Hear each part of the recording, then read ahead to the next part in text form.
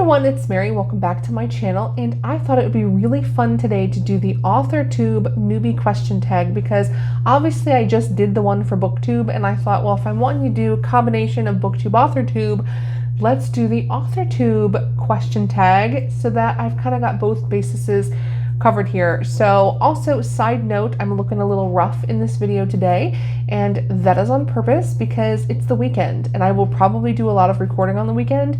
I don't get pretty on the weekend. I have to get pretty the other 5 days of the week, so I'm like, not getting pretty today. So anyway, this is what you'll probably see, and you'll probably see multiple videos of me in the same outfit and whatnot. So we ain't fancy. I don't get fancy editing or anything. I'm not a fancy kind of girl. So AuthorTube Newbie question tag. I'm super excited about it. So how did you find out about AuthorTube? That's question number one.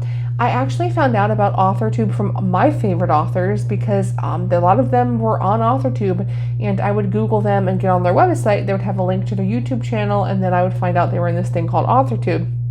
So for example, I love Danica Dark, Sarah Cannon. I've read several of her books, and just a couple other authors that I really love that are on here. And I thought, how cool that authors get on here and talk about writing, right? Number two, what genres do you write in? I don't have a particular genre that I write in all the time. I do tend to write more romance, which makes sense because I read romance. That's what I like. But I also have written like nonfiction. So I've written a couple devotional books that obviously not published yet, but I've written a couple devotional books. I wrote a book about my mom. So I kind of mix it up a little bit. Number three is, what is your preferred writing tense, point of view, and category of story?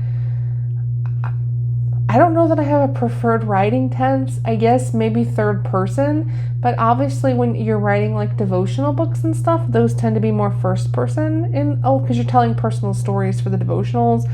So I don't really have a preferred writing tense.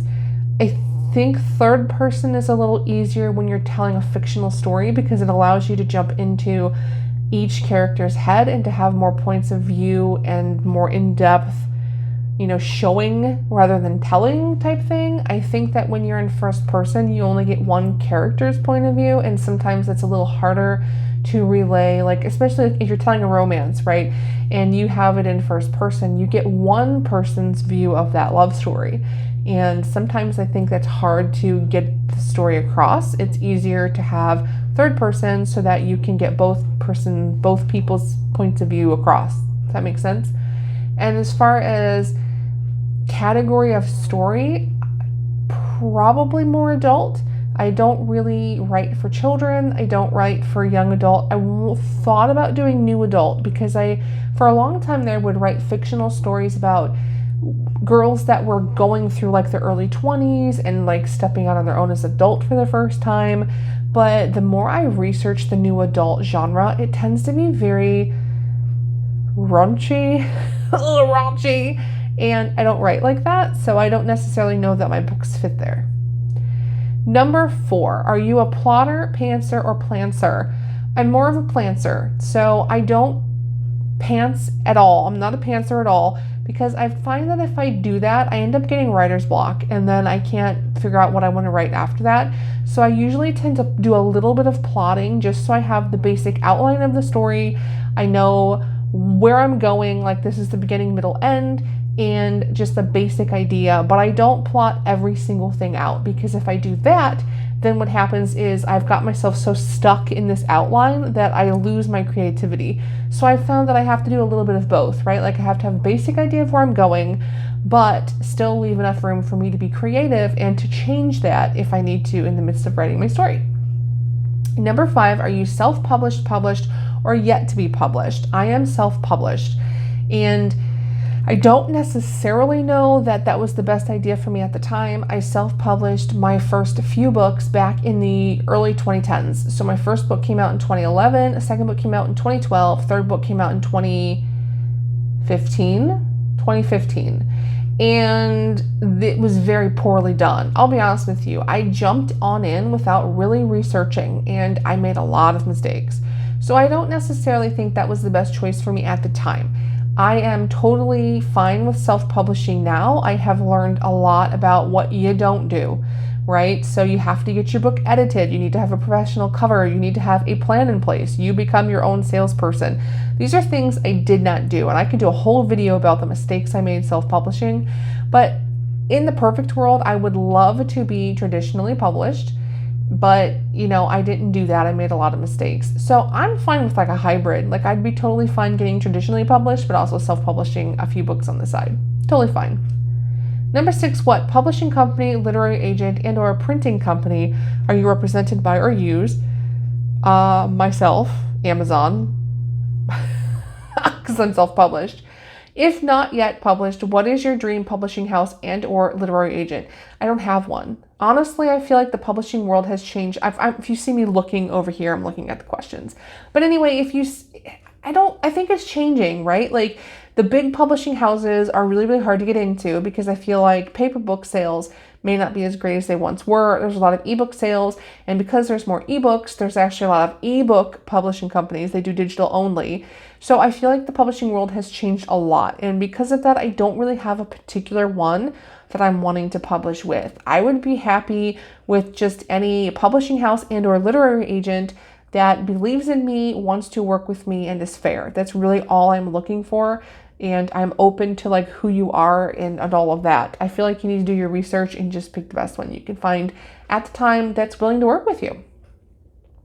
Number 7, what AuthorTube related videos can we expect to find on your channel? Well, obviously this is going to be a hybrid of me talking about books that I'm reading, but also talking about my writing. I am not a person who really wants to sit here and teach you guys the ins and outs of writing because I'm still learning for myself. I'm fine with sharing just my experiences. So the AuthorTube related videos are going to be my experiences with writing, what I'm currently working on, encouragement to other writers, that kind of thing. Just kind of having a conversation about what I'm working on. And I'm fine with specific topical videos if you guys really want them, but I'm not going to be like polished professional with this stuff. I just get on and talk about what I'm working on and what I'm feeling about what I'm working on at the time. Number 8, when did you start writing?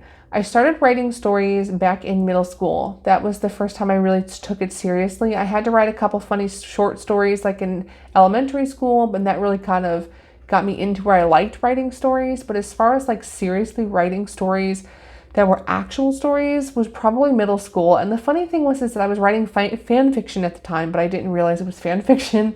So I would read a book and I would be like, I didn't like how that ended, or I wonder what happened after that. And so I would write a continuation of the story. And of course, I didn't know what fan fiction was back then. I didn't even have a computer until I was in high school. So I had no idea. And then someone was like, oh, you're writing fan fiction. And I was like, what's fan fiction? So I just started off probably middle school, high school, writing a lot of like fan fiction that never went anywhere. It just lived in my notebook that I read to myself, and I never shared it with anyone. It was when I was in my mid-20s that I wrote my very first story that I shared like on a public website. There was a website called Text Novel, which I don't think even exists anymore. I can do a whole video about that some other time, but it was kind of like the Wattpad. It was sort of like Wattpad. Basically, you could text it in the old school phones where you just had the limited text messages and all that, and you would text your novel into this website. It was called Text Novel. It was kind of cool. And that was the first time I actually shared writing publicly. Number 9, what was the first story you ever wrote? Like I said, fan fiction. So probably the first story I ever wrote was back in elementary school. It was a funny story I had to write in 5th grade. I wrote fan fiction back in middle school and high school. Didn't know it was called fan fiction back then, but now I do. And my first actual story that I wrote for myself was probably written when I was in my mid-20s or so. But I don't remember exactly. I mean, I've written so much stuff over the years that just never went anywhere. I have things that live in notebooks to this day. Number 10, what authors have inspired your writing the most? Probably the one that inspires me the most right now is J.R. Ward. And the reason why is because a lot of what she writes is breaking a lot of the rules that you hear people give in writing. So they'll tell you things like, don't have too many characters because it'll confuse your audience. Or, don't use too many slangs. You want to make your book that multi-generational and it could be live in any decade and any year, but she just totally busts in with like current, news for this year kind of things and slang that people are using now and all that stuff. She breaks a lot of the rules that people tell you not to do, but yet her books are so complex. And I love them so much because there's multiple storylines and multiple characters and all kinds of stuff going on. They feel like real people. And yet you can still follow them. Like, she can take something so complex and you can still follow it. And I would love to be able to learn how to do that well, because I don't think many people do it well, but she does. Number 11, do you schedule writing sessions, or do you simply get to writing whenever you can find the time? I do not schedule writing sessions, but this is something I think I need to change going forward, because I don't get as much writing done as I need to. I think that will improve now because I have an office, so I can shut my door and I can just get quiet and I can work on writing. That was a horn. Sorry about that. But anyway, I can just shut my door and write. But it's really hard for me to find time, especially during the week, to write. But me and my sister also like to do occasional writing weekends. We haven't been able to do that much with all the COVID stuff going on. But we will just rent a hotel room somewhere and we get together and just spend the whole weekend writing. So we haven't been able to do that obviously lately, but we're looking forward to being able to hopefully do that in the future, because we get a lot done those weekends, believe it or not. Number 12, do you write on a computer typewriter, everything out by hand, use a blend of those, and where do you write in general? I usually write on my Chromebook. I actually bought a Chromebook on purpose because I wanted something that wasn't going to distract me. I don't need games. I don't need all this weird stuff. I just wanted something that, like, I could check my email and write, and that's all I needed. And so I bought a Chromebook. So I usually write on my Chromebook. Back in the day, I used to write out by hand. I actually have, if you get real bored someday, I actually have this, what do you call this? The file thingy? It's like a file thingy with a string thingy. And this is actually writing from back in the day that I still have, that I need to type up and see if I want to actually do anything with it. But nowadays, I obviously type everything up on my Chromebook. And where do I write in general? Usually it was on the couch with my laptop in my lap, but now that I have an office, it's going to be in my office. Number 13, what are you most looking forward to now that you're a part of AuthorTube, meeting other authors?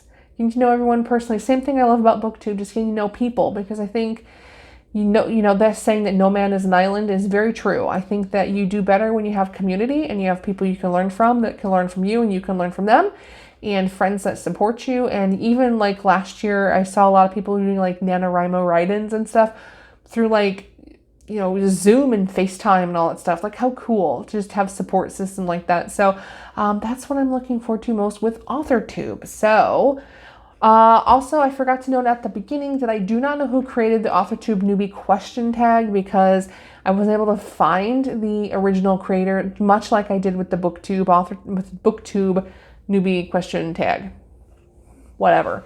And so if you are the creator of this tag, please let me know so I can give you credit. And if you have done this tag, leave me a link to your video so I can come check it out. But thanks so much for all the support I've been getting on switching over. I really love talking about books and writing, and so I'm excited about this change to my channel. All right, let me know about your AuthorTube experience, or if you're not in AuthorTube, just say hey, because I'm looking forward to talking to all of you. All right, guys, see you in the next video. Bye.